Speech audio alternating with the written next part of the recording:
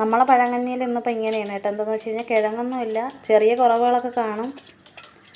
പിന്നെയെന്ന് വെച്ച് കഴിഞ്ഞാൽ ഇന്നലെ ചോറ്റിൽ വെള്ളം ഒഴിച്ചിട്ടിട്ടുണ്ടായിരുന്നു, മീൻകറി വറ്റിച്ചത് ഇരിപ്പുണ്ട്, തലേ ദിവസത്തെ സലാഡും ഇരിപ്പുണ്ട്. അപ്പോൾ ഇതാണ് നമുക്ക് കാപ്പിക്ക് പകരമായിട്ട് ഇന്നിപ്പോൾ കഴിക്കാൻ വേണ്ടിയിട്ട് എടുത്തിരിക്കുന്ന.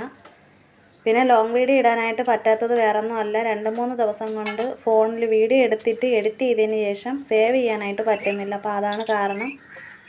ഫോൺ ശരിയായതിന് ശേഷം എന്തായാലും ലെങ്തുള്ള വീഡിയോ ഇടാനായിട്ട് നോക്കാം.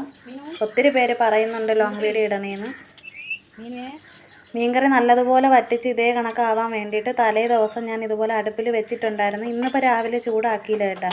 രാത്രിയിൽ നമ്മൾ കിടക്കുന്നതിനൊക്കെ മുന്നേ ആയിട്ട് ബാക്കിയിരിക്കുന്ന മീൻകറി എടുത്ത് അടുപ്പിൽ വെച്ചിരുന്നപ്പോഴത്തേക്ക് രാവിലെ തന്നെ നല്ല വൃത്തിയായിട്ട് നല്ല ഭംഗിയായിട്ട് തന്നെ വറ്റി നല്ല സെറ്റായി ഇരിപ്പുണ്ടായിരുന്നു.